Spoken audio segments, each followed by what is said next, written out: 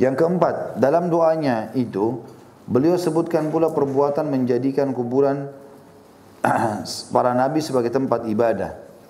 Artinya beliau menyebutkan kalau minta agar jangan sampai kuburan beliau dijadikan sebagai tempat ibadah sebagaimana nabi-nabi sebelumnya. Yang kelima, bahwa Allah sangat murka terhadap orang-orang yang menjadikan kuburan para nabi sebagai tempat ibadah. Yang keenam, di antara masalah yang sangat penting untuk dijelaskan dalam bab ini ialah pengetahuan histori tentang penyembah Al-Lat, berhala terbesar orang-orang jahiliyah. Dia adalah orang soleh yang dianggap tadinya membuat adonan makanan dan dibagi cuma-cuma kepada jemaah haji. Waktu dia meninggal mau dikenang. Bagaimana supaya dia terkenang? Dibuat patung. Awalnya tidak disembah, tapi generasi itu mati, datang generasi setelahnya, maka mulailah mereka menyembahnya. Sampai akhirnya di zaman Nabi SAW sudah disembah luar biasa. Dianggap Al-Lat itu adalah sesuatu yang luar biasa. Sampai ada satu keyakinan orang Quraisy, kalau mereka bersumpah atas nama Lat dan Uzza, mereka ketakutan kalau bohong, dia bisa kena hukuman, kualat. Ya. Makanya pendeta Nasrani yang bernama Bahira, yang pada saat melihat Nabi SAW bersama kafilah Abu Sufyan sampai di dekat gerejanya, lalu dia panggil semuanya mampir makan. Dia heran lihat kafilah ini, dan dia tahu itu zaman keluarnya Nabi. Kenapa kafilah ini dinaungi oleh awan? Dan pada saat istirahat di bawah pohon-pohon kurma, pohon kurmanya pada nunduk semua. Rupanya kelompok kafilah Abu Talib tidak ngerti masalah itu. Kelompok Abu Talib tidak mengerti. Dan di situ ternyata ada Nabi SAW dan umurnya masih 12 tahun waktu itu. Maka Bahira pun mengatakan kepada stafnya di gereja, buatin makanan yang banyak, undang orang-orang kafilah ini secara khusus. Kayaknya masa keluarnya Nabi, dia mau tahu. Diundanglah semuanya makan, waktu lagi makan, Bahira perhatikan satu persatu wajah mereka, nggak ada ciri kenabian yang dia mau cari ini. Akhirnya dia tanya, apakah masih ada di antara kalian yang tidak hadir? Lalu kata mereka, ada satu anak kecil.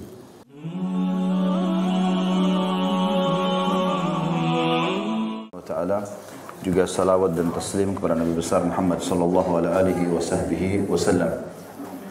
Sekarang kita masuk ke bab 20 ya.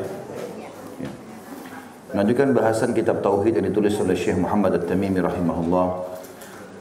Judulnya adalah sikap keras Rasulullah sallallahu alaihi wasallam terhadap orang yang beribadah kepada Allah di sisi kuburan orang soleh. Maka bagaimanakah jika orang soleh itu disembah? Disebutkan dalam hadis Bukhari Muslim dari Aisyah dan Ummu Salamah, saudari Aisyah radhiyallahu anha, bahwasanya Ummu Salamah radhiyallahu anha menceritakan kepada Rasulullah sallallahu alaihi wasallam tentang gereja dengan rupaka-rupaka yang ada di dalamnya, yang dilihatnya di negeri Habasyah atau di Ethiopia. Sampai sini dulu tentunya kita jelaskan, Ummu Salamah adalah istri Nabi SAW dari mantan istrinya Abu Salamah yang meninggal. Janda memiliki anak satu namanya Salamah.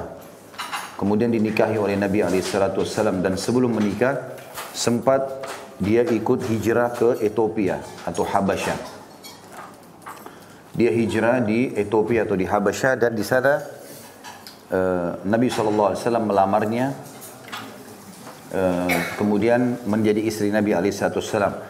Dan dia pada saat sudah menjadi istri Nabi, dia menceritakan kepada istri Nabi yang lain, Aisyah radhiyallahu anhunna ajma'in, tentang keadaan pada saat itu di hadapan Nabi Muhammad SAW juga. Dia mengatakan bahwasanya di sana banyak gereja-gereja yang di dalamnya dilukis-lukis, diberikan rupaka-rupaka,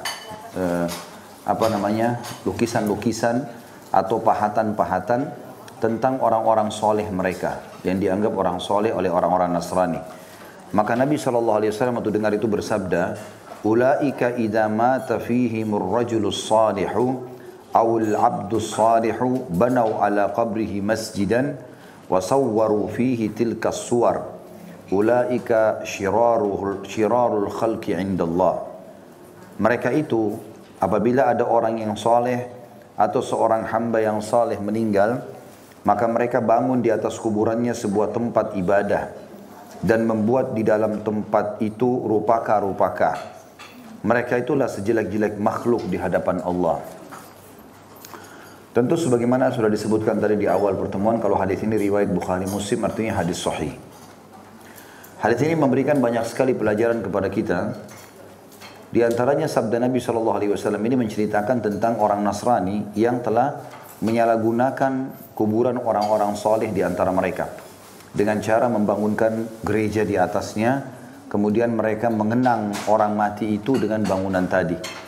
Dan dikerjakanlah beragam macam ibadah-ibadah dan ritual di situ.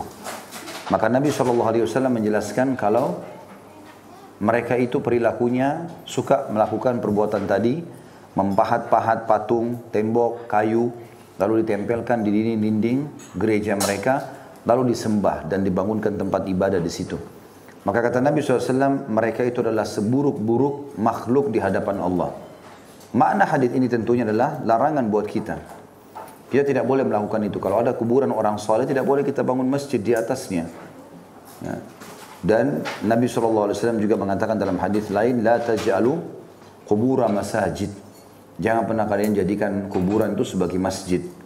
Kuburan dalam Islam, kita menghormati, datang, mengucapkan salam, dan juga mendoakan si mayit. Tapi tidak mengerjakan sholat di situ tentunya. Karena memang ini dilarang oleh Nabi SAW. Di dalam hadis yang lain beliau mengatakan, janganlah kalian berdiri di atas kuburan dan juga sholat yang menghadap kuburan itu. Dan ini ada peringatan dari Nabi SAW agar orang jangan salah faham dengan kuburan. Karena syaitan menyesatkan orang-orang sebelum kita dengan cara yang serupa. Bagaimana dibuat orang-orang menganggap ini adalah orang saleh, dibuatkanlah tempat ibadah, lalu mulailah dikunjungi dan jadilah di sana ajang tempat perbuatan syirik dan juga tempat bisnis yang haram. Karena akhirnya banyak orang yang berjualan, banyak orang yang dan seterusnya, dan tidak jarang juga mereka akhirnya menggunakan atau menawarkan jasa-jasa ritual, ya, dengan membacakan doa dengan segala macam. Jadi jadilah itu perbuatan-perbuatan yang dilarang di dalam agama. Kata Syekh Muhammad rahimahullah, beliau menghukumi mereka sebagai sejelek-jelek makhluk karena melakukan dua fitnah sekaligus, yaitu fitnah memuja kuburan dengan membangun tempat ibadah di atasnya, dan yang kedua fitnah membuat rupaka-rupaka. Hanya digambar-gambar, ya, baik itu lukisan atau yang sejenisnya. Al-Bukhari dan Muslim meriwayatkan dari Aisyah radhiyallahu anha, ia berkata, tatkala Rasulullah SAW hendak diambil nyawanya, maka beliau pun segera menutupkan kain di atas mukanya. Lalu beliau buka lagi kain itu tatkala terasa menyesakkan nafas. Ketika beliau dalam keadaan demikian, beliau bersabda, la'natullahi 'alal yahudi wan nasara ittakhadhu qubura anbiya'ihim masajid. Semoga Allah melaknat, atau semoga laknat Allah dilimpahkan kepada Yahudi dan Nasrani, mereka menjadikan kuburan nabi-nabi mereka sebagai tempat ibadah. Yang dimaksud adalah mereka lakukan ritual-ritual di situ yang tidak diperintahkan di dalam syariat. Tentu kalau kita datang ke kuburan, kita ucapkan salam, kita mendoakan, itu boleh saja menziarahi kubur, gitu kan? Kita mengantar jenazah, ibadah. Tapi jangan ditambah-tambah sehingga akhirnya menjadi banyak sekali ritual yang dikerjakan di kuburan itu. Ini kita sayangkan sekali karena banyak orang tidak faham dan akhirnya sampai pada tingkat mengambil tanahnya, diambil berkahnya, ditaruh air, diinapkan berapa hari yang tidak pernah sama sekali dicontohkan di dalam syariat kita. Bahkan Aisyah radhiyallahu anha, ini sudah pernah saya sebutkan pertemuan sebelumnya, masih hidup lebih dari 30 tahun setelah meninggalnya Nabi SAW. Ya. Tidak pernah sekalipun atau ada satu riwayat yang menjelaskan Aisyah membuka rumahnya yang di dalamnya ada kuburan Nabi SAW. Sambil mengatakan kepada para sahabat, datanglah, ambillah tanahnya. Ya, taruhlah air di sini. Datanglah duduk di sini, melakukan ritual-ritual zikir. Belum pernah sama sekali. Dan kalau Rasulullah SAW sendiri sahabat tidak kerjakan, itu bagaimana dengan orang selain Rasulullah SAW? Tidak ada yang lebih mulia daripada beliau. Begitu pula dengan kuburan Abu Bakar pada saat sudah meninggal, dikubur di sebelahnya Nabi SAW. Umar meninggal dikubur di sebelahnya Abu Bakar. Dan 3 orang mulia ini tidak pernah ada satupun riwayat, enggak sahabat, enggak juga tabi'in, enggak juga tabi'in yang datang lalu mengambil tanah mereka atau melakukan ritual-ritual khusus. Tidak lebih daripada para sahabat mereka datang menziarahi kuburan Nabi SAW, mengucapkan salawat kepada beliau, kemudian mereka jalan. Dan ini contoh yang paling bijak yang dicontohkan oleh para orang-orang salafus saleh dulu. Dan kita tidak boleh melakukan lebih daripada itu, sebagaimana banyak dikerjakan oleh orang-orang sekarang. Dan makna daripada semoga Allah melaknat, artinya Allah subhanahu wa ta'ala akan mengangkat berkah hidup. Di sini disebutkan Yahudi dan Nasrani dan siapapun yang mengikuti perilaku mereka. Siapapun yang mengikuti perilaku mereka. Beliau memperingatkan, di sini dilanjutkan, beliau memperingatkan agar perbuatan mereka dijauhi. Dan seandainya bukan karena itu, niscaya kuburan beliau akan ditampakkan atau dikuburkan di tempat terbuka. Hanya saja dikhawatirkan akan dijadikan sebagai tempat ibadah. Jadi Nabi SAW mengucapkan hadis ini justru di akhir hayatnya. Beliau tahu beliau akan meninggal dunia, maka beliau sampaikan, hati-hati, Yahudi dan Nasrani dilaknat justru menjadikan kuburan Nabi mereka sebagai tempat ibadah. Jangan nanti kuburanku dijadikan begitu. Itu peringatan dari Nabi SAW. Dan kalau kuburan Nabi saja tidak boleh, bagaimana dengan kuburan orang selain Nabi Muhammad SAW? Tentu tidak mungkin ada yang sama dan semulia beliau.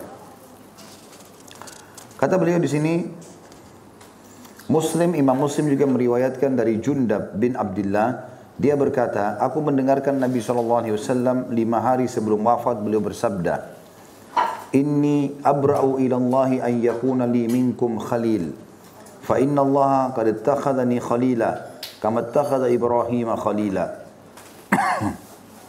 Walau kuntu muttakhidan min ummati khalilan lattakhadtu Aba Bakrin khalila.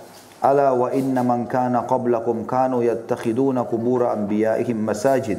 Ala fala tattakhidul qubura masajid. Fa inni anhaakum an dhalik. Sesungguhnya aku berlepas diri. Ini sebelum Nabi SAW meninggal hanya 5 hari saja. Dan hadis-hadis ini menjelaskan tentang perilaku pada saat setelah orang meninggal dunia. Karena Nabi ingin menyampaikan pesan, kalau saya mati nanti ingat. 5 hari sebelum meninggal beliau mengatakan, sesungguhnya aku berlepas diri dan mengadu kepada Allah bahwa aku mempunyai seorang khalil atau kekasih mulia di antara kalian. Karena sesungguhnya Allah telah menjadikanku sebagai khalil, sebagaimana telah menjadikan Ibrahim sebagai khalil. Khalil itu kekasih pilihan. Seandainya aku menjadikan seorang khalil dari umatku, niscaya aku akan menjadikan Abu Bakar sebagai khalil. Dan ketahuilah bahwa sungguhnya umat-umat sebelum kalian telah menjadikan kuburan nabi-nabi mereka sebagai tempat ibadah. Nabi sudah tahu dia akan meninggal, beliau akan meninggal sallallahu alaihi wasallam, beliau pesan ini. Ingat, umat-umat sebelum kalian telah menjadikan kuburan nabi-nabi mereka sebagai tempat ibadah. Ingatlah, jangan kalian menjadikan kuburan sebagai tempat ibadah, karena sungguhnya aku melarang kalian dari perbuatan itu. Jadi tidak boleh dijadikan sebagai masjid. Ya, tidak boleh juga kuburan sengaja ditanam di dalam masjid. Ya.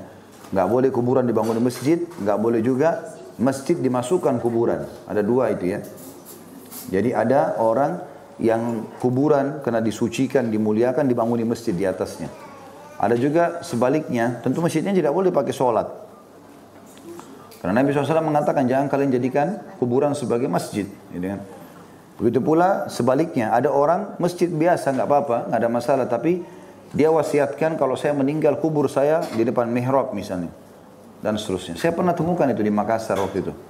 Setelah saya menjelaskan masalah perbuatan syirik di satu masjid, ternyata yang bangun masjid itu ada 2 orang besan ini. Ya. Jadi anak mereka menikah satu sama lain, dua-duanya pengusaha, masya Allah berhasil. Yang satu rutin itu pengajian, yang satu tidak pernah ikut pengajian nih. Rupanya pada saat selesai ikut ujian, yang besan ini berkata, ini besan saya ini kasih wasiat kalau dia meninggal nanti, dia masih hidup, maka dia minta dikubur pas depan mihrab. Masih hidup orangnya. Lalu saya tanya, kenapa dia bilang begitu Pak? Nggak tahu. Baik, saya minta waktu, coba kita ketemu. Ketemulah, pada saat ketemu saya tanya dengan baik-baik, dia bilang iya memang betul. Terus saya jelaskan dalil-dalilnya kalau tidak boleh menjadikan masjid sebagai kuburan, baik itu masjid lalu ditaruh kuburan di dalamnya ataupun memang dasarnya kuburan dibangun di masjid. Setelah saya jelaskan dalil-dalil semua, lalu dia mengatakan ada guru saya di Jawa yang mengajarkan itu. Ya, dengan alasan orang akan selalu mengingat kalau ada kuburan di situ, karena orang sholat 1 hari 5 waktu. Tapi kan tidak boleh kita ikuti hawa nafsu seperti ini. Karena ada syariat yang mengajarkan, gitu kan? Ada syariat yang mengajarkan. Banyak sekali para sahabat ridwanullahi alaihim yang dikubur di kuburan, gitu kan? Masalah kasus Abu Bakar sama Umar itu karena meminta izin ya, pada Aisyah radhiyallahu anha pemilik rumah untuk dikubur dan diizinkan oleh Aisyah radhiyallahu anha. Maka itu berbeda dan nabi-nabi memang dikubur di tempat mereka meninggal. Kalau ditanya kenapa Nabi SAW dikubur dalam rumah, karena memang ada hadis yang menjelaskan kata Nabi SAW semua nabi-nabi dikubur di tempat mereka meninggal. Maka itu sebabnya dikubur di dalam rumahnya Aisyah radhiyallahu anhum ajma'in. Kata beliau, Rasulullah SAW menjelang akhir hayatnya, sebagaimana dalam hadis Jundab, telah melarang umatnya untuk menjadikan kuburan sebagai tempat ibadah. Kemudian tak kala nyawanya hendak diambil sebagaimana hadis Aisyah, beliau melaknat orang-orang yang melakukan perbuatan tersebut. Salat di sekitar kuburan termasuk pula dalam pengertian menjadikan kuburan sebagai tempat ibadah. Dan ini makna dari kata-kata Aisyah radhiyallahu anha, dikhawatirkan akan dijadikan sebagai tempat ibadah. Karena para sahabat belum pernah membangun masjid atau tempat ibadah di sekitar kuburan beliau. Padahal setiap tempat yang dimaksudkan untuk melakukan sholat di sana itu berarti sudah dijadikan sebagai masjid. Bahkan setiap tempat yang dipergunakan untuk sholat disebut masjid. Sebagaimana telah disabdakan oleh Rasulullah SAW, Ju'ilat liyal ardu masjidan wa tahura. Telah dijadikan bumi ini untukku bisa jadi masjid semuanya dan juga alat untuk bersuci. Artinya kita membangun masjid di mana saja yang penting tanahnya bukan tanah sengketa yang halal, maka boleh kita bangunkan masjid. Dalam hadis Imam Ahmad meriwayatkan hadis secara marfu dengan sanad jayyid atau bisa diterima.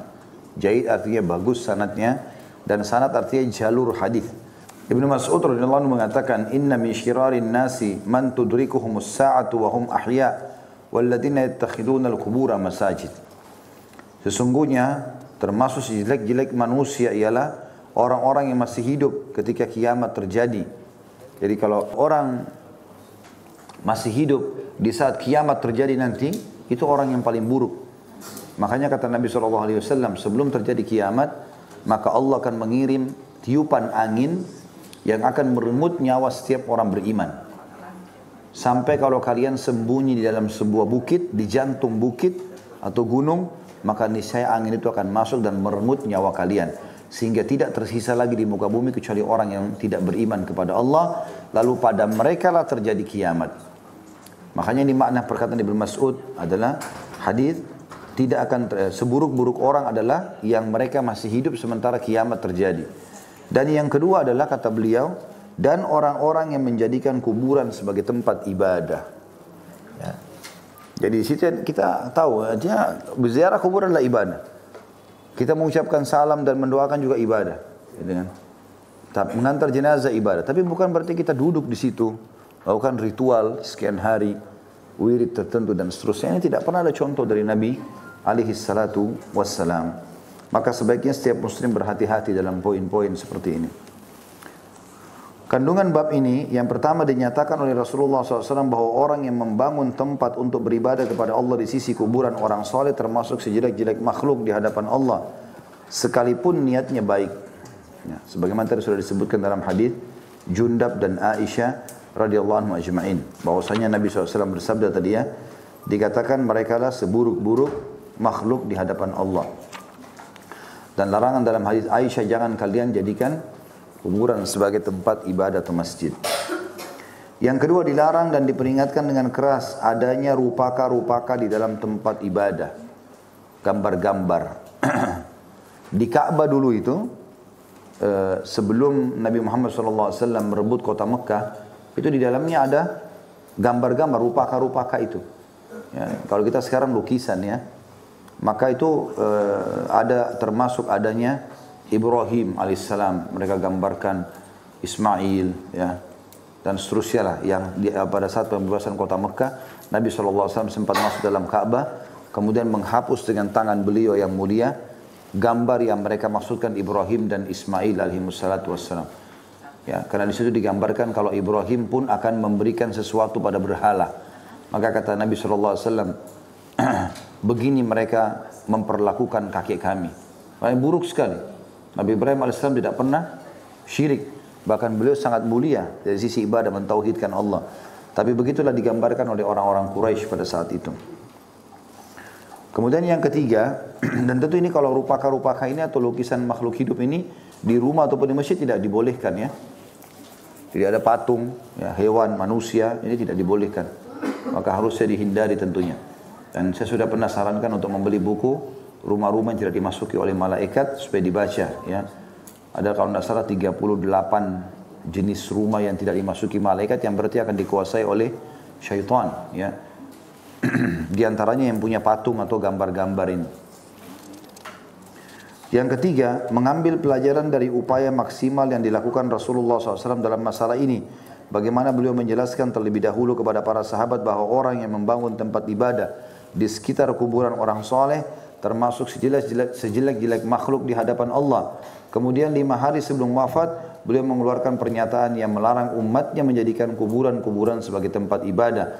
Terakhir, beliau saat menjelang wafatnya sempat atau masih merasa belum cukup dengan tindakan-tindakan yang diambilnya, sehingga beliau melaknat orang-orang yang melakukan perbuatan tersebut. Ya. Artinya berdoa kepada Allah agar diangkat berkah hidupnya. Oleh karena itu teman-teman sekalian, kita harus tahu orang yang mati yang butuh kepada kita. Ya, bukan kita malah yang butuh kepada mereka. Ya. Ada orang datang mengatakan ini kuburan orang soleh, maka dia minta-minta di situ. Minta dimudahin jodohnya, minta disembuhin penyakitnya, minta apalah pada kuburan. Ya, kalau kita yakin batu nisan itu, tanah itu, dan tulang belulang yang ada di dalamnya itu mampu memberikan kepada kita, maka kenapa kita tidak yakin dengan Tuhannya batu nisan itu, ya, tulang belulang itu, tanah itu lebih mampu memberikan kepada kita. Para sahabat kalau sendal mereka putus, mereka mengangkat tangan ke langit sambil mengatakan, ya Allah, sendal saya putus, gantikanlah. Meminta kepada Sang Pencipta secara langsung. Ya, dan kita tidak membutuhkan perantara kecuali memang hal-hal atau perantara yang dibolehkan. Seperti orang tua, orang-orang soleh masih hidup. Tapi orang kalau sudah meninggal dunia, maka tidak dianjurkan. Kemudian yang keempat, tentu poin ketiga maksudnya adalah seseorang berusaha terus menasihatin orang lain. Ya. Yang keempat, Rasulullah SAW melarang pula perbuatan tersebut dilakukan di sisi kuburan beliau sebelum kuburan itu sendiri ada. Jadi Nabi masih hidup, Nabi sudah larang. Dan jangan kalian jadikan kuburan, ya, termasuk kuburan Nabi SAW sebagai tempat ibadah. Saya sudah jelaskan tadi, di zaman Nabi SAW, di zaman Khulafaur Rasyidin, sahabat pun, zaman tabi'in belum pernah ada yang menjadikan kuburan Nabi SAW sebagai tempat-tempat ibadah. Ya. Terkecuali di waktu-waktu tertentu pada saat memang terjadi kelalaian di beberapa fase. Ya. Sebelum berdirinya kerajaan Saudi sempat ada bangunan besar di Baqi, di kuburan para sahabat, dan terjadi juga perbuatan-perbuatan atau praktek yang mengajak kepada kesyirikan. Yang akhirnya setelah berdiri kerajaan Saudi itu diberantas semuanya dan dimurnikan kembali kepada ajaran Nabi SAW. Kemudian selanjutnya yang kelima, menjadikan kuburan nabi-nabi sebagai tempat ibadah merupakan tradisi orang Yahudi dan Nasrani. Dan kita tahu kita dilarang mengikuti tradisi Yahudi dan Nasrani. Ya. Kita dilarang mengikuti mereka. Yang keenam, Rasulullah SAW melaknat mereka karena perbuatan mereka itu.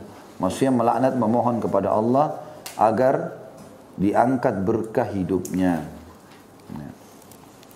Yang ketujuh, beliau melaknat orang-orang Yahudi dan Nasrani dengan perbuatan mereka itu dengan maksud untuk memperingatkan kita agar menghindari perbuatan semacam ini terhadap kuburan beliau sallallahu alaihi wasallam.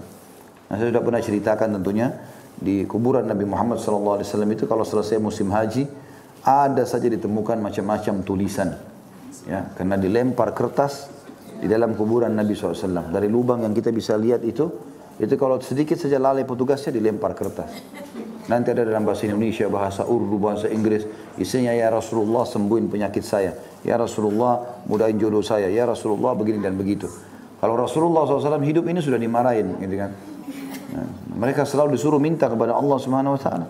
Nabi SAW ajarkan kepada Ibnu Abbas radhiyallahu anhu, kita sudah pelajari di bab sebelumnya, gitu kan? Yang Nabi SAW mengatakan, hai anak kecil, kalau kau minta tolong hanya minta tolong kepada Allah. Kalau kau punya hajat hanya sampaikan kepada Allah. Dan ketahuilah kalau satu kaum ingin menyusahkanmu, maka mereka tidak akan pernah menimpahkan kecuali yang sudah dicatatkan untukmu. Dan ketahuilah kalau seandainya satu kaum ingin memberikan kepadamu manfaat, tidak akan sampai padamu kecuali yang sudah Allah tentukan. Telah diangkat pena untuk mencatat takdir dan telah kering tulisan yang ada di buku atau Lauhil Mahfuz itu. Tidak akan berubah takdirnya Allah Subhanahu wa ta'ala. Selanjutnya di poin ke-8 ya. Alasan tidak ditampakkannya kuburan beliau tidak dikuburkan di tempat terbuka adalah karena dikhawatirkan akan dijadikan sebagai tempat ibadah. Yang ke-9, pengertian tanda kutip menjadikan kuburan sebagai tempat ibadah ialah melakukan suatu ibadah seperti sholat di sisi kuburan, sekalipun tidak dibangun di atasnya sebuah tempat ibadah. Jadi nggak boleh sholat di kuburannya sendiri, itu adalah larangan. Ya. Kemudian yang ke-10, Rasulullah SAW menghubungkan antara orang yang menjadikan kuburan sebagai tempat ibadah dengan orang yang masih hidup ketika hari kiamat terjadi adalah untuk memperingatkan bentuk perbuatan yang merupakan jalan menuju syirik sebelum terjadi. Di samping banyak syirik adalah akhir keadaan di dunia ini. Yang dimaksud dengan poin ke-10 adalah Rasulullah SAW ingatkan sebelum terjadi. Jangan loh, saya masih hidup, tapi kalau saya meninggal jangan jadikan kuburanku sebagai tempat ibadah. Bahkan larangannya lebih umum, jangan jadikan semua kuburan sebagai tempat ibadah. Ya. Dan ini kita sayangkan sekali sampai dijadikan sebagai sebuah proyek ya. Jadi ada orang meninggal, saya pernah dibahasakan sendiri itu. Dan saya pernah menyaksikan sendiri juga, waktu itu di Makassar, kuburan yang pada saat orang meninggal dikubur di situ, kemudian ada negosiasi untuk melakukan ritual di kuburan itu, dibayar selama 3 hari. Nginap orang itu di situ. Ya. Dia kerjakan segala macam jenis ibadah untuk si mayit itu. Ya. Padahal sebenarnya melakukannya bukan di kuburan, melakukannya boleh saja. Kita sedekah misalnya, kita melakukan ibadah-ibadah yang dibolehkan, haji dan umrah, itu di luar. Tapi duduk di kuburan, nginap di situ, belum pernah ada perintah seperti ini. Tapi subhanallah ada saja orang yang melakukan. Yang ke-11, khutbah yang disampaikan oleh Rasulullah SAW pada waktu 5 hari sebelum wafat mengandung bantahan terhadap kedua kelompok yang mereka itu adalah ahli bid'ah yang paling jelek. Bahkan sebagian ulama menyatakan bahwa mereka itu di luar 72 golongan dari umat Islam, yaitu Rafidah dan Jahmiyah. Ya. Kita bisa lihat situ ada footnote nomor 67, Rafidah adalah salah satu sekte dari aliran Syiah. Ya, tidak semua Syiah, tapi Syiah Rafidah ini disorotin. Mereka bersikap berlebih-lebihan terhadap Ali dan Ahlul Bait, dan mereka menyatakan permusuhan terhadap sebagian besar sahabat, khususnya Abu Bakar sama Umar. Kemudian Jahmiyah, ada footnote nomor 68, adalah aliran yang timbul pada akhir khilafah Bani Umayyah. Disebut demikian karena dinisbatkan pada tokoh yang bernama Jaham bin Safwan At-Tirmidzi yang terbunuh pada tahun 128 Hijriah. Di antara pendapat aliran ini adalah menolak kebenaran adanya asma dan sifat bagi Allah. Allah tidak punya nama-nama dan sifat. Karena menurut anggapan mereka asma dan sifat adalah ciri khas makhluk. Maka apabila diakui dan ditetapkan untuk Allah, berarti menyerupakan Allah dengan makhluknya. Padahal Allah menyebutkan dalam Al-Quran, A'udzubillahi minasyaitonirrajim, walillahil asma'ul husna fad'uhu biha. Allah memiliki nama-nama yang husna, yang mulia, maka gunakan dalam doa-doa kalian. Tapi kelompok Jahmiyah menolak, mengatakan tidak ada nama-nama dan sifat Allah. Yang ke-12, Rasulullah SAW adalah manusia biasa, merasakan beratnya sakaratil maut. Nabi SAW pada saat mau meninggal, sempat beliau merasa kurang nyaman, lalu beliau mengambil kain menutup wajahnya.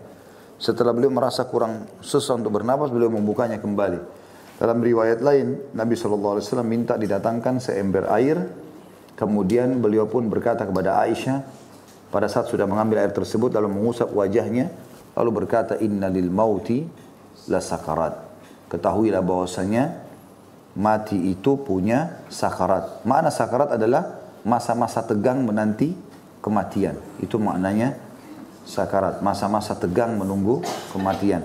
Tentu di sini bukan yang dimaksud sakaratil maut sakitnya mati ya, sebagaimana ada sebagian orang memahaminya. Karena Rasulullah SAW Nabi Allah, beliau tidak rasakan lagi sakitnya kematian. Karena beliau sendiri menyampaikan dalam sebuah hadis yang lain, kalau orang mukmin meninggal dunia maka ruhnya akan keluar lebih mudah daripada air dari mulut kendi. Kalau orang mukmin saja begitu, bagaimana dengan Nabi Muhammad sallallahu alaihi wasallam? Jadi yang maksud dengan sakaratul maut adalah masa-masa tegang menanti itu. Makanya Nabi SAW dalam hadis sahih pernah meminta ember tadi, seember air, lalu mengambil air lalu mengusap wajah beliau sambil mengatakan kepada Aisyah, inna lil mauti la sakarat. Sesungguhnya mati itu melalui proses sakarat, artinya masa-masa tegang menanti malaikat datang. Seperti itulah. Yang ke-13, beliau dimuliakan Allah dan diangkat sebagai khalil, sebagaimana Nabi Ibrahim alaihissalam diangkat sebagai khalil. Khalil artinya kekasih Allah ya. Yang ke-14, dinyatakan bahwa khalil lebih tinggi tingkatnya daripada habib atau kekasih. Ya. Khalil berarti seseorang yang sangat luar biasa, spesial sekali. Gitu ya. Dan Nabi Muhammad SAW tidak pernah mengambil dari kalangan manusia khalil. Karena Allah telah menobatkan beliau dengan julukan khalil. Khalilullah. Ada dua Nabi dapat julukan ini, Ibrahim dan Muhammad alaihi wassalatu wassalam. Yang ke-15, dinyatakan bahwa Abu Bakar As-Siddiq adalah sahabat yang paling mulia. Karena Nabi SAW bilang, kalau saya boleh memilih di antara manusia khalil, maka saya akan pilih Abu Bakar. Dalam riwayat dikatakan, tapi dia adalah sahabat dan saudaraku. Kemudian yang ke-16, hal tersebut merupakan isyarat bahwa Abu Bakar akan menjadi khalifah sesudah beliau. Karena Nabi SAW pada saat mengatakan, kalau seandainya ada orang yang boleh saya pilih sebagai khalil, saya akan pilih Abu Bakar. Dan ini dijadikan sebagai alasan atau argumentasi sebagian sahabat agar Abu Bakar dijadikan sebagai khalifah setelah meninggalnya Nabi SAW. Karena Nabi menganggap dia sebagai khalilnya kalaupun boleh memilih dari kalangan manusia. Kita lanjutkan dengan bab 21 karena ini nyambung bahasannya. Sikap berlebihan terhadap kuburan orang-orang soleh akan menjadikannya sebagai berhala yang disembah selain Allah. Jadi awalnya orang ziarah, tapi lama-lama duduk, nangis, berkeluh kesah, ngambil tanah dan akhirnya lama-lama jadi berhala yang disembah itu tanpa dia sadari. Sampai kita tahu sekarang banyak sekali dibuat prasasti, bukan kuburan tapi prasasti, gitu kan? Yang dibuat kemudian ditulis, dibanguni, lalu diajaklah orang-orang untuk berbuat kesyirikan di situ. Imam Malik rahimahullah meriwayatkan dalam Al-Muwatta nama buku beliau, bahwa Rasulullah SAW bersabda, Allahumma la taj'al qabri wathanan yu'bad ishtadda ghadabullahi ala qaumin ittakhadhu qubur anbiya'ihim masajid. Dalam hadis sahih riwayat Imam Malik ini berbunyi, Nabi SAW berdoa mengatakan, Ya Allah, janganlah sampai engkau jadikan kuburanku sebagai berhala yang disembah. Allah sangat murka kepada orang-orang yang menjadikan kuburan nabi-nabi mereka sebagai tempat ibadah. Ya. Yang kita sayangkan ini ada di banyak negara-negara sekarang yang mengaku punya kuburan Nabi, gitu kan? Padahal kalau kita tanya di sana, maka dijawab itu adalah prasasti dan bukan kuburan, maqam. Ya, pada saat saya lagi mimpi umrah plus Palestina plus Aqsa, maka waktu Tur City rata-rata yang kita datangin itu, jadi yang dianggap makamnya Nabi Musa, Nabi Sulaiman, Nabi Yunus, ya, Nabi Ibrahim, Nabi Ishaq. Ini semua kalau ditanya, maka jawabannya orang Palestina sendiri itu adalah makam. Saya sampai tanya sendiri waktu datangi masjid yang ada di situ, yang dianggap kuburannya Nabi Yunus. Saya bilang sama yang pengurus masjidnya, ini kuburan. Dia bilang bukan. Ini hanya makam. Jadi kayak semacam mengenang saja, kenangan, ya. Maka ini yang terjadi. Ini juga masuk dalam masalah hadis tadi yang kita sebutkan, rupaka-rupaka itu. Jadi dibentuk-bentuk, padahal tidak ada. Akhirnya orang-orang awam yang tidak mengerti mengira itu kuburan, gitu kan? Mulailah mereka minta-minta di sana. Ditaruhlah celengan dan seterusnya. Ya. Jadi di sini perhatikan sabda Nabi SAW, Allah sangat murka kepada orang-orang yang menjadikan kuburan nabi-nabi mereka sebagai tempat ibadah. Dan subhanallah, Kata sebagian ulama, tidak ada kuburan Nabi satupun di muka bumi yang diketahui pasti tempatnya kecuali kuburan Nabi Muhammad SAW. Tidak ada satupun yang pasti, itu nggak ada. Cuma terkaan. Sampai waktu Nabi Muhammad SAW pun ditanya tentang oleh para sahabat, di mana kuburannya Musa AS, Nabi Muhammad SAW cuma mengatakan, dari atas bukit yang jaraknya sesuai dengan lemparan batu saja, di bawah bukit itu. Dan Nabi SAW tidak pernah bilang, kunjungilah kuburan saudaraku Yunus di sini, kunjungilah kuburan ayahku Ibrahim di sini misalnya. Tidak pernah ada penyampaian. Kalau memang itu adalah bagian daripada agama, kenapa Nabi SAW tidak sampaikan kepada kita? Kenapa enggak ditunjukin kuburan si fulan, datangilah. Kan bisa jadi syariat, ibadah gitu kan. Tapi malah terbalik. Nabi SAW mengatakan, perhatikan, beliau berdoa mengatakan, ya Allah, jangan engkau jadikan kuburanku sebagai berhala yang disembah. Nanti akhirnya orang jadi bergantung pada tempat itu. Allah sangat murka kepada orang yang menjadikan kuburan nabi-nabi mereka sebagai tempat ibadah. Jadi nabi siapapun tidak boleh. Diriwayatkan oleh Ibnu Jarir dengan sanadnya dari Sufyan dari Mansur, bahwasanya berkenaan dengan firman Allah dalam surah An-Najm ayat 19, A'udzu billahi minasyaitonir rajim. Afara'aitumul Lata wal Uzza. Terangkanlah kepadaku wahai kaum musyrikin tentang berhala yang kamu anggap sebagai anak perempuan Allah, yaitu Al-Lat dan Uzza. Jadi orang-orang Quraisy buat patung, itu patung seperti patung perempuan. Lalu mereka bilang ini patungnya malaikat. Ya, yang mereka anggap malaikat adalah anak perempuannya Allah. Lalu mereka namakan Al-Lat dan Uzza. Mujahid berkata, Al-Lat adalah orang yang dahulunya mengadukkan tepung dengan air atau minyak untuk para jemaah haji. Setelah meninggal, mereka pun senantiasa mendatangi kuburannya. Sampai akhirnya disembah, dibuatin patung untuk mengenang kesolehannya dia, karena buatkan makanan buat jemaah haji. Akhirnya sampai diminta-mintakin dan disembah selain Allah subhanahu wa ta'ala. Demikian pula tafsir Ibnu Abbas radhiyallahu anhu sebagaimana dituturkan oleh Abul Jauza. Dia itu pada mulanya adalah orang yang mengaduk tepung untuk para jemaah haji. Juga diriwayatkan dari Ibnu Abbas radhiyallahu anhu, ia berkata, la'ana Rasulullah SAW zairatil kuburi wal muttakhidina 'alaiha al-masajida was suruj. Hadis ini disebutkan oleh ahli sunan. Rasulullah SAW melaknat kaum wanita menziarahi kuburan serta orang-orang yang membuat tempat ibadah dan memberikan penerangan lampu di atas kuburannya. Potongan pertama hadis ini tentang masalah Rasulullah SAW melaknat kaum wanita ziarah kubur, ini kata ulama sudah mansukh, terhapus secara hukum dengan hadis Nabi yang lain yang berbunyi, kuntu nahaitukum an ziyaratil kubur fazruha fa inna tudzakir akhirah. Dulu di Mekah aku pernah melarang kalian menziarahi kubur, maka sekarang ziarahilah, karena dia mengingatkan tentang akhirat. Maka ulama sepakat mengatakan wanita sudah boleh ziarah kubur. Awalnya di Mekah dilarang, tapi setelah fase Madinah dan sampai menjelang hari kiamat dibolehkan. Maka potongan pertama hadis ini terjawab dengan hadis yang tadi saya sebutkan. Tapi potongan terakhirnya mengatakan serta orang-orang yang membuat tempat ibadah dan memberi penerangan lampu di atas kuburan, ini tetap berlaku. Itu tidak dibolehkan, gitu kan? Hanya orang pasangin marmer, pasangin pagar, lampu, bangunan, tidak pernah dicontohkan oleh Nabi SAW, tidak pernah juga diperintahkan. Siapa yang tidak mengenal di antara muslimin syuhada Badr? Siapa yang tidak mengenal syuhada Uhud? Ada lebih mulia daripada mereka? Kenapa Nabi SAW tidak banguni bangunan untuk meninggal? Nabi kubur, bahkan dalam satu kubur dikerumpuk beberapa orang. Seperti Amr bin Jamuh dan Abdullah bin Amr bin Haram radhiyallahu anhu majma'in dikubur satu kuburan. Dan itu tanah saja, ditaruh batu di bagian kepalanya. Jadi tidak ada bangunan khusus. Kenapa Rasulullah tidak suruh bangun saja? Apakah Rasulullah tidak faham masalah ini? Tentu saja faham. Ya. Maka kita harus faham dan engah dengan masalah ini. Jangan sampai kita keliru, gitu kan? Lebih baik biaya-biaya yang kita keluarkan untuk itu berikan Al-Quran, bagikan kepada para penghafal Al-Quran, wakafin di masjid atas nama si mayyit, ya. Sumbangkan buat masjid yang lagi dibangun. Itu lebih baik jadi amal jariah buat dia.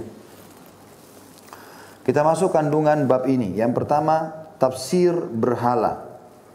Disebutkan di putun nomor 69, berhala ialah sesuatu yang diagungkan selain Allah seperti kuburan, batu, pohon dan sejenisnya. Jadi berhala itu tidak harus patung saja ya, tapi semuanya. masuk di dalamnya, semuanya.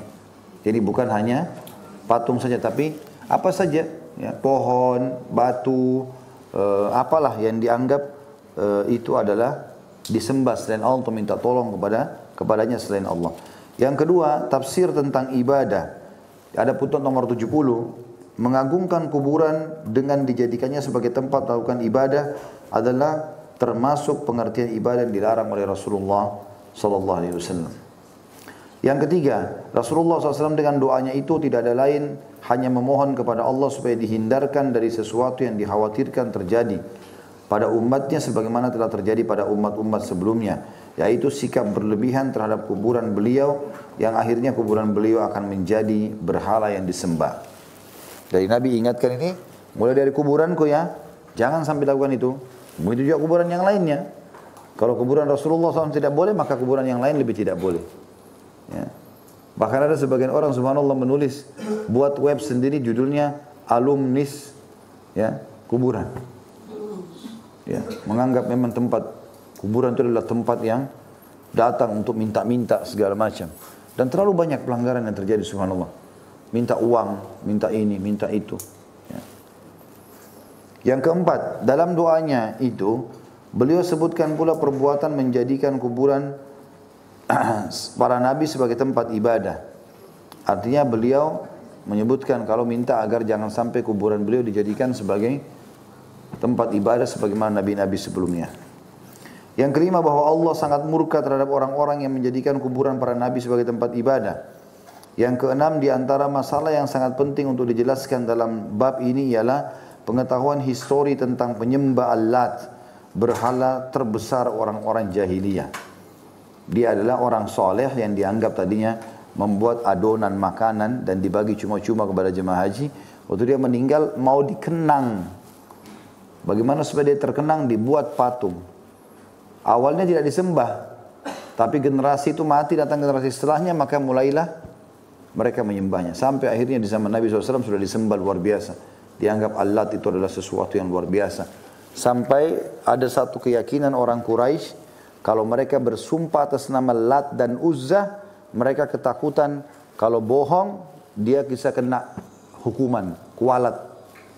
Ya. Makanya pendeta Nasrani yang bernama Bahira, yang pada saat melihat Nabi SAW bersama kafilah Abu Sufyan sampai di dekat gerejanya, lalu dia panggil semuanya mampir makan. Dia heran lihat kafilah ini, dan dia tahu itu zaman keluarnya Nabi.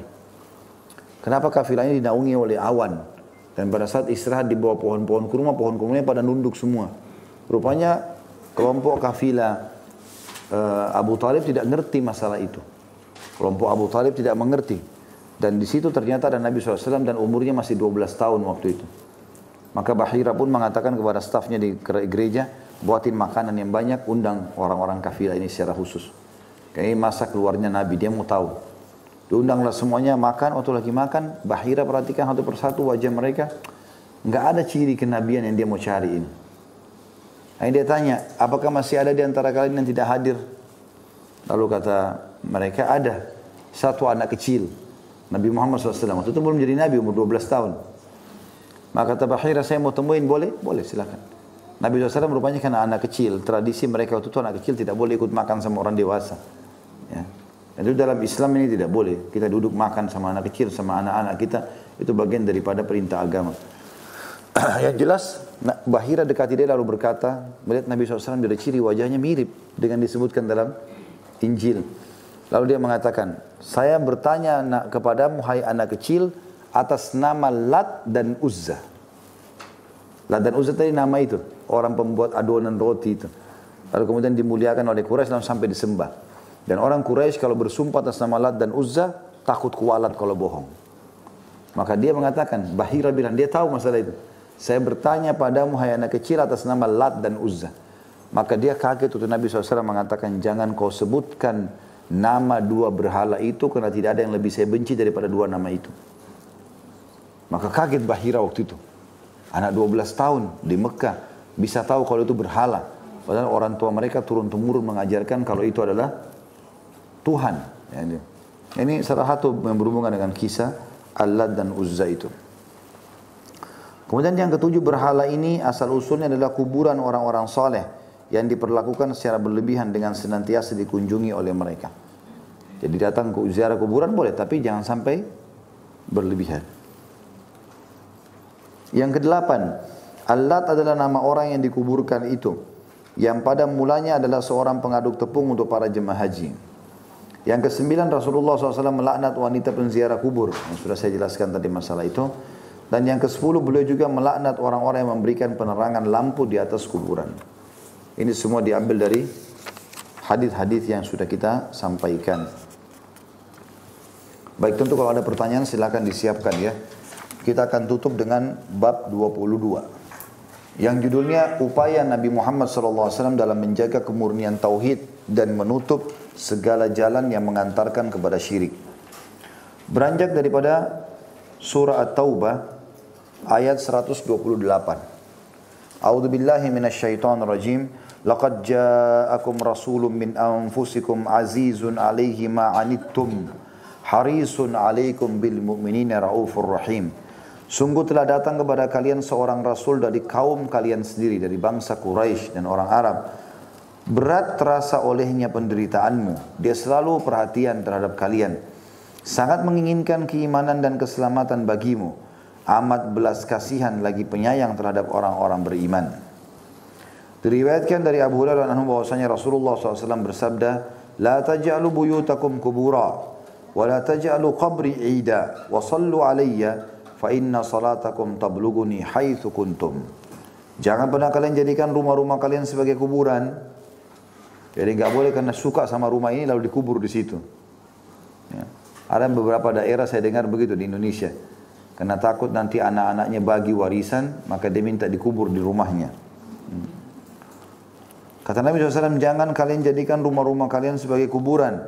Dan janganlah kalian jadikan kuburanku sebagai tempat perayaan. Tapi ucapkanlah salawat untukku, karena sungguhnya ucapan salawat kalian sampai kepadaku dimanapun kalian berada. Selama dibacain salawat akan sampai kepada Nabi Muhammad sallallahu alaihi wasallam. Dalam hadis lain, Ali bin Al-Husain radhiyallahu anhu menuturkan bahwa ia melihat seseorang datang ke salah satu celah pada kuburan Nabi SAW lalu masuk ke dalamnya dan berdoa. Maka beliau pun melarang orang itu dan berkata, "Maukah kamu aku beritahukan sebuah hadis yang aku dengar dari bapakku, dari kakekku, dari Rasulullah sallallahu alaihi wasallam." Karena adalah Ali bin Husain bin Ali, ya. Cucunya Ali bin Abi Thalib. Dia menegur orang yang masuk kuburan Nabi lalu berdoa di situ. Ini cucu Nabi sendiri yang larang. Kata Nabi SAW, kata Ali bin Husain ini mengatakan kepada orang itu, "Maukah kamu saya tunjukkan hadis yang saya dengar langsung dari ayahku Husain, dari kakekku Ali, dari Rasulullah SAW?"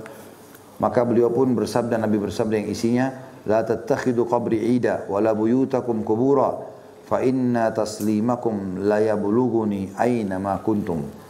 Janganlah kalian jadikan kuburanku sebagai tempat perayaan. Pesta-pesta datang khusus berdoa di sana misalnya. Dan janganlah kalian jadikan rumah-rumah kalian sebagai kuburan. Tapi ucapkanlah doa salam kepadaku, karena sungguhnya doa salammu sampai kepadaku dimanapun kalian berada. Jadi artinya kalau kita datang ke kuburan Nabi SAW, bacakan salawat kepada Nabi SAW. Kita masuk kandungan bab ini. Yang pertama tafsir ayat surah Al-Bara'ah atau surah At-Taubah. Dan tadi sudah kita jelaskan At-Taubah 128 itu ya. Kemudian yang kedua, Rasulullah SAW telah memperingatkan umatnya dan menjauhkan mereka sejauh-jauhnya dari syirik. Serta beliau telah menutup setiap jalan yang menjurus kepada syirik. Artinya menyekutukan Allah Subhanahu wa ta'ala. Yang ketiga, Rasulullah SAW sangat menginginkan keimanan dan keselamatan kita. Dan amat berbelas kasih lagi penyayang. Sebagaimana dijelaskan dalam surah At-Taubah 128 tadi. Yang keempat, Rasulullah SAW melarang untuk menziarahi kuburannya dengan cara tertentu. Yaitu dengan menjadikannya sebagai tempat perayaan. Padahal ziarah ke kubur beliau termasuk amalan yang paling baik. Yang kelima, Rasulullah SAW melarang untuk memperbanyak ziarah kubur. Tentu di sini poin kelima yang dimaksud adalah kalau orang sampai melakukan perbuatan-perbuatan yang salah ya. Yang keenam, Rasulullah SAW menganjurkan untuk melakukan sholat sunnah di rumah. Dalam sebuah hadis dikatakan oleh Nabi SAW, jangan kalian jadikan rumah kalian sebagai kubur.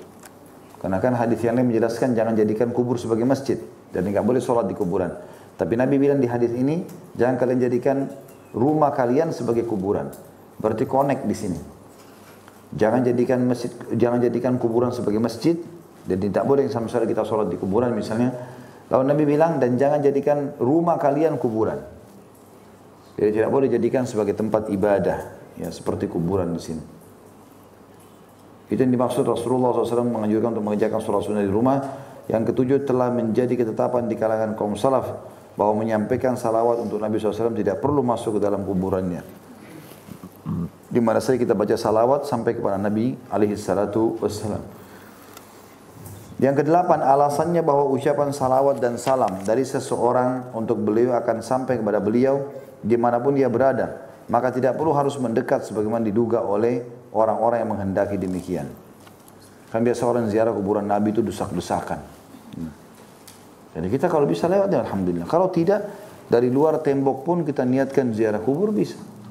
Dari bagian belakang pun masjid bisa kita niatkan. Ya, untuk kita ucapkan salam kepada Nabi SAW. Yang kesembilan, bahwa Nabi SAW di alam barzah ditunjukkan kepada beliau amal umatnya yang berupa salawat dan salam untuknya. Baik, ini bahasan kita insyaAllah. Kalau ada yang punya pertanyaan silakan ditulis di kertas sesuai dengan tema tentunya. Yang sudah tahu syaratnya jangan mengetes saya. Ya. Baiklah, sambil dikumpulkan insyaAllah. Saya akan bahas dulu bab ke-23. Setelah saya lihat di sini ada hubungannya dengan bahasan dan insyaAllah bab 24 kita masuk ke bahasan lain, masalah sihir. Jadi kita masih bahas masalah kuburan dan penyembahan berhala. Bab 23, keterangan bahwa ada di kalangan umat ini yang akan menyembah berhala. Beranjak daripada firman Allah dalam surah An-Nisa ayat 51 yang bunyinya, A'udzu billahi minasyaitonir rajim. Alam tara ilal ladzina utu nasiban minal kitabi yu'minuna bil jibti wat taghuti wa yaquluna lil ladzina kafaru ahaula'i ahda minal ladzina amanu sabila. Apakah kamu tidak memperhatikan orang-orang yang diberi bagian dari Alkitab? Mereka percaya kepada jibt dan tagut dan mengatakan kepada orang-orang kafir atau musyrik Mekah bahwa mereka itu lebih benar jalannya dari orang-orang beriman. Juga dalam firman Allah Subhanahu wa taala itu dari An-Nisa 51 tadi, sekarang kita masuk firman Allah yang lain dalam surah Al-Maidah ayat 60. Tentu jib dan tagut dalam ayat dikatakan sini ayat An-Nisa 51 tadi, apakah kalian tidak memperhatikan orang-orang yang diberikan bagian dari Alkitab, Yahudi Nasrani, mereka percaya kepada jib dan tagut. Ada keterangan di situ ya. Di punten nomor 72 terdapat beberapa tafsir dari kalangan salaf tentang makna jibt. Antara lain berhala, sihir, tukang ramal, Huyai bin Akhtab dan Ka'b bin Ashraf. Kedua orang ini adalah tokoh orang Yahudi di zaman Rasulullah SAW. Dan tagut itu jibt tadi. Tagut semua yang disembah selain Allah. Dan mereka mengatakan kepada orang-orang kafir atau musyrik Mekah bahwa mereka itu lebih benar jalannya daripada orang-orang yang beriman. Ya. Kemudian selanjutnya dalam surah Al-Maidah ayat 60, A'udzubillahi minasyaitonir rajim. Qul hal unabbi'ukum bi syarrin min dzalika mathubatan indallah man la'anahu Allah wa ghadiba 'alaihi wa ja'ala minhumul qiradata wal khanazira wa 'abada at-tagut. Al-ayat. Katakanlah hai Muhammad, apakah akan aku beritakan kepadamu tentang orang-orang yang lebih buruk pembalasannya dari orang-orang fasik itu di sisi Allah, yaitu orang-orang yang dikutuki dan dimurkahi Allah. Di antara mereka ada yang dijadikan kerah dan babi, dan orang-orang yang menyembah tagut yang diubah jadi kera dan babi, orang-orang Bani Israel ya. Kisah Ashabus Sabt. Sudah tahu kisahnya kan? Allahu a'lam. Masih hadir enggak ini? Masih hidup? Alhamdulillah. Sudah senyap, enggak ada suara. Di antara Bani Israel dulu ada orang penduduk negeri Ilah namanya. Sekarang masuk wilayah Israel, dulu masuk wilayah Palestina. Di situ dulu ada pengikutnya Nabi Musa alaihissalam yang hukum Nabi Musa waktu itu tidak boleh memancing di hari Sabtu. Pekerjaan mereka itu penelayan. Maka waktu turun hukum ini, khusus hari Sabtu mereka tidak boleh mancing. Tapi rupanya mereka berkhianat. Waktu itu masyarakat negeri Ila terbagi menjadi 3. Yang pertama, orang-orang yang kufur ini. Mereka tidak mancing hari Sabtu, tapi mereka pasang jala malam Sabtu. Baru mereka panen hari Ahad.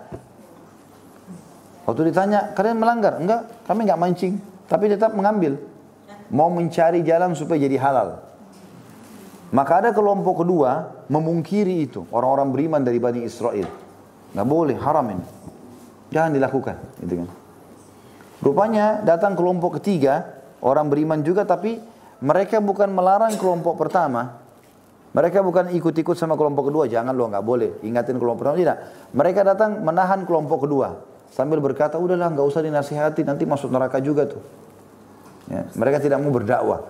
Mereka malah menahan orang-orang yang berdakwah. Maka akhirnya Allah Subhanahu Wa Taala uji mereka.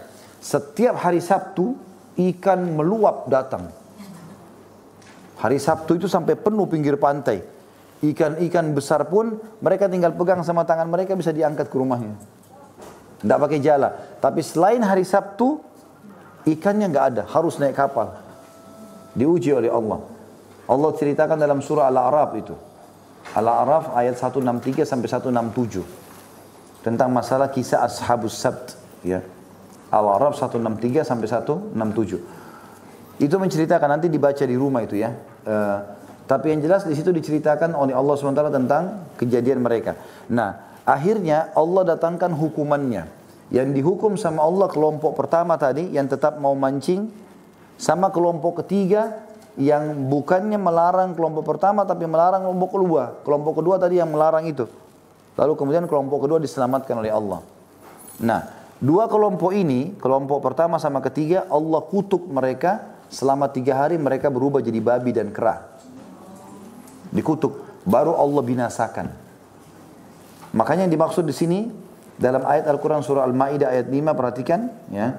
Allah mengatakan, saya ulangi lagi terjemahannya, katakanlah, apakah akan aku beritahukan kepada kalian tentang orang-orang yang lebih buruk pembalasannya dari orang-orang fasik itu di sisi Allah, yaitu orang-orang yang dikutuki dan dimurkai Allah. Di antara mereka ada yang dijadikan kera dan babi, dan orang-orang yang menyembah tagut. Itu makna tadi menyembah atau diubah jadi kera dan babi. Makanya orang Yahudi diberikan julukan saudaranya kera dan babi. Itu julukan disebutkan. Ya, itu disebutkan dalam beberapa riwayat. Surah Al-Kahfi ayat 21 juga berbunyi, A'udzubillahi minasyaitonir rajim, qala alladziina ghalabu ala amrihim lanattakhidanna 'alaihim masjida. Orang-orang yang berkuasa atas urusan 7 orang Ashabul Kahfi, mereka berkata, sesungguhnya kami akan menjadikan sebuah rumah peribadatan di atasnya. Jadi karena mereka temukan kuburannya Ashabul Kahfi, mereka membangun masjid di atasnya. Padahal itu tidak boleh, gitu kan? Tapi Allah ceritakan bagaimana pelanggaran itu terjadi.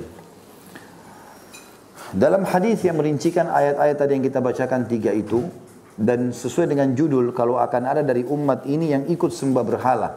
Padahal sudah jelas ajaran Allah dan Rasulnya alaihissalam tidak boleh menyembah berhala. Termasuk kuburan-kuburan, pohon-pohon yang dikeramatkan dan seterusnya tidak boleh meminta pertolongan pada mereka.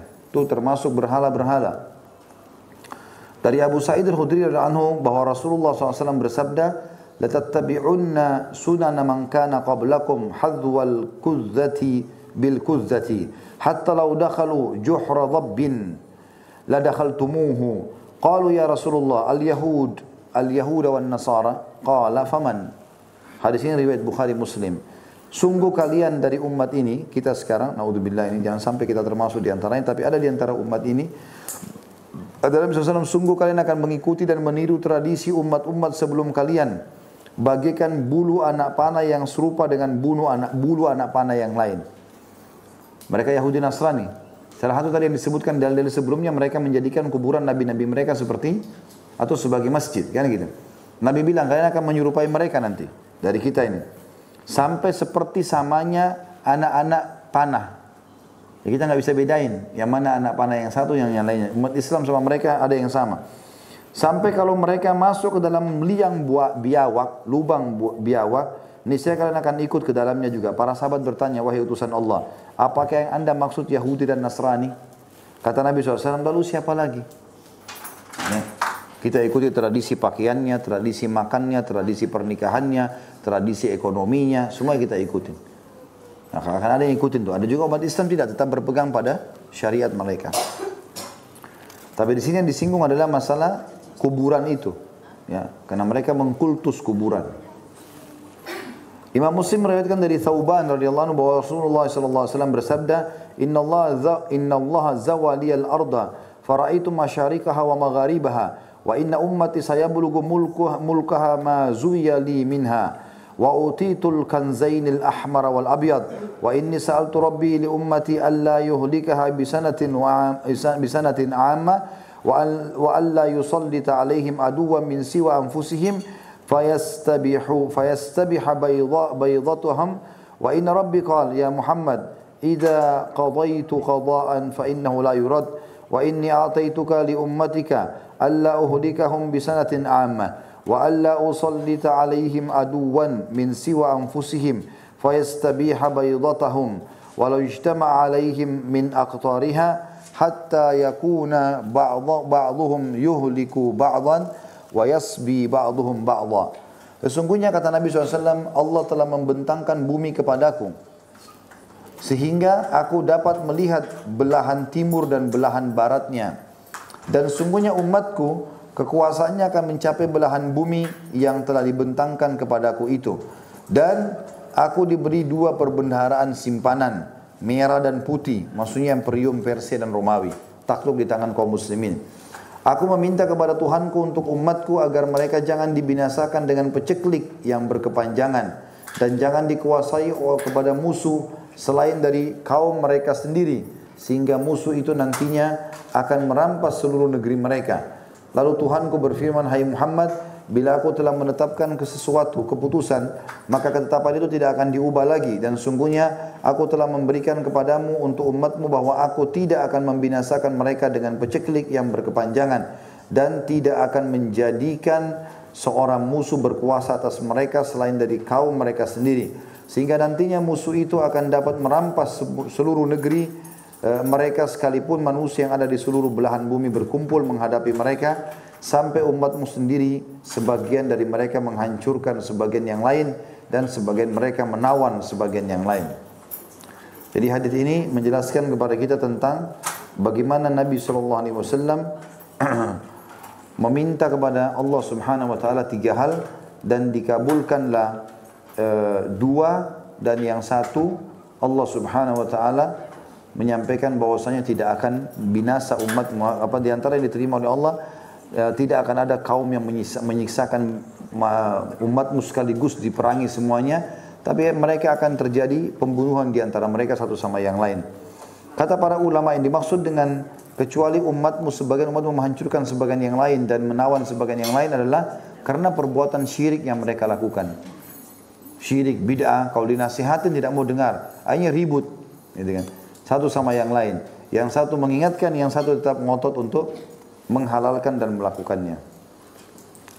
Hadis ini diriwayatkan pula oleh Al-Barqani dalam sahihnya dengan tambahan, wa inna ma akhafu ala ummatil a'immatal mudillin wa idza waqa alaihimus sayfu lam yurfa ila yaumil qiyamah wa la taqumus sa'atu hatta yalhaqa hayyun min ummati bil musyrikin wa hatta ta'buda fi'amun min ummatil awthan wa innahu sayakunu fi ummati kadzabuna thalathun kulluhum yaz'umu annahu nabi wa ana khatamun nabiyyin la nabiyya ba'di wa la tazalu ta'ifatun min ummati 'alal haqqi mansuratan la yadurruhum man khadalahum hatta ya'tiya amrullahi tabaraka wa ta'ala. Dan yang aku khawatirkan, kata Nabi SAW, terhadap umatku tidak lain adalah para pemimpin yang menyesatkan. Mereka tidak ngerti hukum, main ngomong saja, atau menyampaikan peraturan-peraturan yang tidak mengikuti hukum Allah. Dan apabila pertumpahan darah telah menimpa umatku, maka tidak akan berakhir sampai hari kiamat. Kiamat tidak akan terjadi sebelum ada satu kaum dari umatku mengikuti orang-orang musyrik dan beberapa kelompok dari umatku menyembah berhala. Dan sungguhnya akan ada di antara umatku 30 pendusta, semuanya mengaku sebagai nabi. Padahal aku adalah penutup para nabi. Tidak ada nabi lagi sesudahku. Sungguh pun demikian akan tetap ada dari umatku segolongan yang tegak membela al-haq dan mendapat pertolongan dari Allah. Mereka tidak tergoyahkan oleh orang-orang yang menghinakan mereka sampai datang keputusan Allah yang maha berkah dan maha tinggi. Ini menandakan tentunya nanti akan ada di antara umat ini memang yang menyembah berhala, melakukan perbuatan syirik, menghalalkan apa yang telah diharamkan, termasuk tadi minta-minta pada kuburan dan seterusnya. Dan kalau diingatkan tidak mau dengar, ya. Itu sudah disampaikan Nabi SAW. Tapi nanti akan ada di golongan umat beliau yang tetap bertahan dengan kebenaran, lalu meluruskan semua kesalahan-kesalahan itu. Ya. Dan Allah berikan pertolongan dalam menyampaikan kebenaran. Ya, semoga insya Allah kita termasuk itu. Kemudian kandungan bab ini tafsir ayat surah An-Nisa sudah kita jelaskan tadi di awal pertemuan. Tafsir surah Al-Maidah juga sudah, tafsir surah Al-Kahfi. 3 ayat pertama yang sudah kita bacakan terjemahannya tadi di awal. Yang keempat, masalah penting sekali yaitu apa pengertian iman kepada jibt dan tagut. Apakah sekedar percaya dalam hati atau mengikuti orang-orangnya sekalipun membenci barang-barang tersebut dan mengerti akan kebatilannya. Dan sudah dikatakan tadi jibt adalah bisa masuk dalamnya Huyai bin Akhtab dan juga disebutkan tadi di awal bab itu Ka'ab bin Ashraf, 2 orang pimpinan Yahudi yang dituhankanlah istilahnya oleh orang-orang Yahudi pada zaman itu. Sementara tagut semua yang disembah selain Allah Subhanahu wa taala. Yang kelima, sebagai buktinya apa yang dikatakan ahli kitab kepada orang-orang kafir kaum musyrikin Mekah bahwa mereka lebih benar jalannya daripada orang-orang beriman. Jadi rupanya waktu akan terjadi perang Ahzab, Huyai bin Akhtab, orang Yahudi yang dituakan atau dimuliakan oleh orang-orang Yahudi itu, menyusun pasukan mengajak semua suku-suku Arab pada saat itu untuk menyerang Madinah. Tidak terkecuali, ayo kita serang Madinah. Maka mereka pun berkumpul semua untuk menyerang Madinah. Dan mereka menunjuk Quraisy, tepatnya Abu Sufyan sebagai pimpinan perang. Yang waktu itu dari 10.000 pasukan kuda, 4.000 dari Quraisy. Berarti Quraisy memang memiliki 40% pasukan pada saat itu. Kemudian ada 40% lagi dari Ghatafan, 4.000 juga, dan sisanya dari gabungan orang-orang Yahudi dan orang-orang Arab yang menolak. Maka pada saat itu sempat orang-orang Yahudi ini tahu kebenaran Al-Quran, tapi mereka datang lalu berkata kepada Quraisy, "Hai Quraisy, melanglah, rebutlah Madinah, kami akan bersama kalian."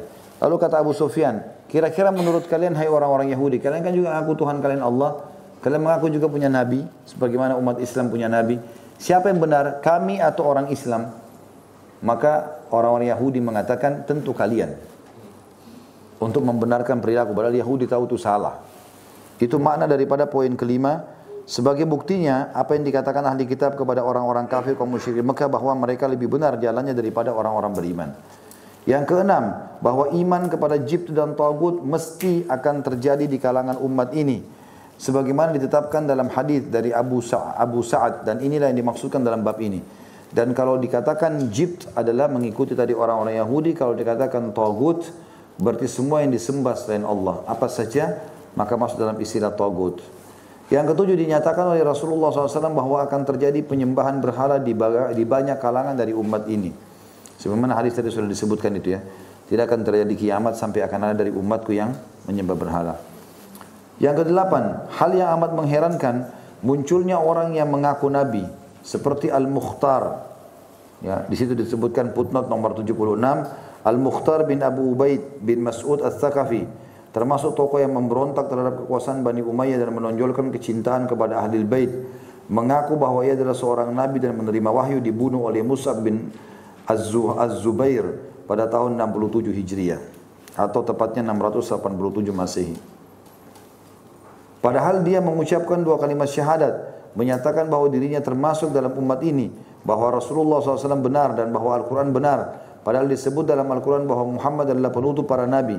Namun demikian pengakuan kenabian Al-Mukhtar dipercaya orang, meskipun jelas kontradiksinya. Ia mungkin pada akhir masa sahabat ya, dan diikuti oleh banyak orang. Jadi juga pelajaran Bapak Ibu sekalian, semua pemahaman baik atau buruk ada saja pengikutnya. Ada saja pengikutnya, subhanallah. walaupun pemahaman buruk. Maka jangan kita lihat orang dari pengikutnya, tapi lihat apa yang sedang dia sampaikan.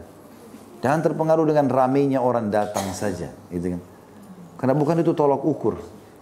Berapa banyak orang bisa ya meramaikan tempat majlis dengan segala macam cara. Tapi kita lihat apa yang disampaikan. Kalau benar maka kita dengarkan, walaupun juga itu tidak banyak orang di situ. Yang kesembilan, Rasulullah SAW menyampaikan kabar gembira dengan al-haq atau kebenaran Allah dan ajarannya. Tidak akan dapat dilenyapkan sama sekali. Sebagaimana telah terjadi pada masa lalu. Bahkan akan tetap ada golongan yang tetap berpegang teguh dan membelanya. Yang kesepuluh, tanda utamanya bahwa mereka sekalipun sedikit jumlahnya tidak tergoyahkan oleh orang-orang yang menghinakan ataupun menentang mereka. Jadi kita juga kalau berpegang teguh pada Al-Quran dan Sunnah Nabi SAW, jangan heran kalau diperangi orang, dihina. Itu sudah biasa. Rasulullah SAW aja begitu. Dan Nabi sudah bilang, nanti akan ada sekelompok dari umatku yang berpegang pada al-haq atau kebenaran dan tidak akan berpengaruh dengan orang yang menghina mereka. Nanti akan dihina. Inilah itulah segala macam sebagaimana sudah sering kita dengar sekarang. Kemudian dikatakan di poin nomor 11 bahwa kondisi ini tetap berlangsung sampai hari kiamat nanti. Ini tanda-tanda hari kiamat. Yang ke-12, tanda-tanda besar atas kehadiran Muhammad SAW yang terkandung dalam hadis. Beliau memberitahukan bahwa Allah telah membentangkan kepada beliau belahan timur dan belahan barat. Dan beliau menjelaskan makna hal itu. Kemudian terjadi seperti yang beliau ceritakan. Berlainan halnya dengan belahan sebelah utara atau selatan dan utara. Nabi SAW sebutkan tentang masalah ya, timur dan barat. Maksudnya Asia dan Afrika. Timur dan barat Jazirah Arab masuk Islam, dan itu betul terjadi. Nabi SAW tidak sebutkan antara utaranya. Utara itu berarti Eropa dan seterusnya. Nabi sebutkan, dan ini kebenaran, berarti kebenaran risalah beliau. Beliau juga memberitahukan bahwa diberi dua perbendaharaan simpanan. Akhirnya akan takluk kerajaan Romawi dan Persia, dan itu terjadi di zaman Umar radhiyallahu anhu di tahun 15 Hijriah. Sebagian besar wilayah Romawi takluk negeri Syam di tangan Abu Ubaidah bin Jarrah dan Khalid bin Walid radhiyallahu anhu majma'in.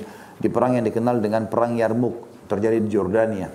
Kemudian tahun 16 Hijriah terjadi perang Qadisiyah melawan negeri Persia. Ya, dengan 30.000 pasukan mengalahkan 240.000 pasukan Persia. Jadi seperti yang Nabi SAW sampaikan terjadi.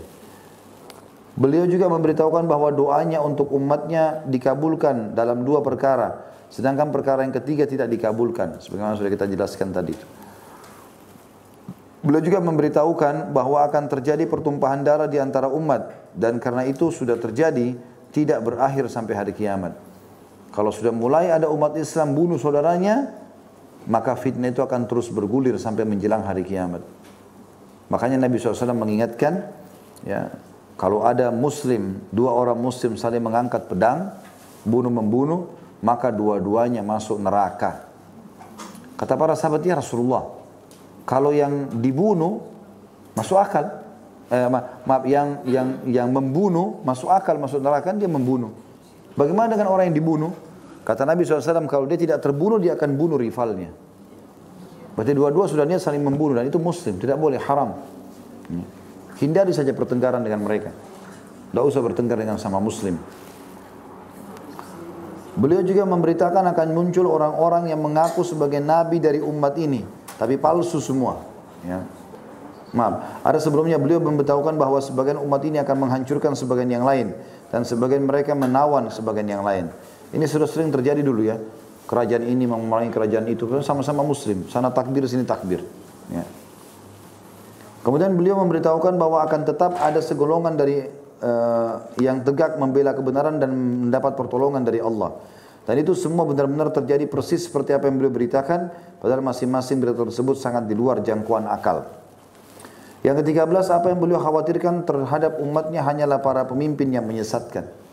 Kalau sudah ada pemimpin yang salah ini, orang bodoh memimpin ini jadi kacau semuanya. Ya. Makanya kata Nabi SAW, yang aku paling khawatirkan dari umatku adalah zallatu alimin. Jadi orang alim yang tergelincir. Dia dapat julukan, tapi dia ustadz, kiai, segala macam, tapi sesat. Menyesatkan orang lain. Itu bahaya sekali. Kata Nabi SAW, akan muncul nanti menjelang hari kiamat ulama ulama yang buruk. Mereka dapat julukan ulama tapi mereka buruk. mereka sesat dan menyesatkan. Nah, itu dalam hadis dikatakan begitu. Yang terakhir yang ke-14 perlu diperhatikan makna dari penyembahan berhala. Jadi tidak harus patung, tapi semua yang berhubungan dengan masalah yang disembah selain Allah bisa dikatakan itu adalah berhala. Allahu a'lam. Baik, begini saja insyaallah bahasan kita. Karena sudah azan, kita tutup sampai sini dan insyaallah sampai ketemu lagi di Rabu akan datang dengan bahasan masalah sihir. Subhanakallahumma bihamdika asyhadu an la ilaha illa anta astaghfiruka wa atubu ilaik. Wassalamualaikum warahmatullahi wabarakatuh.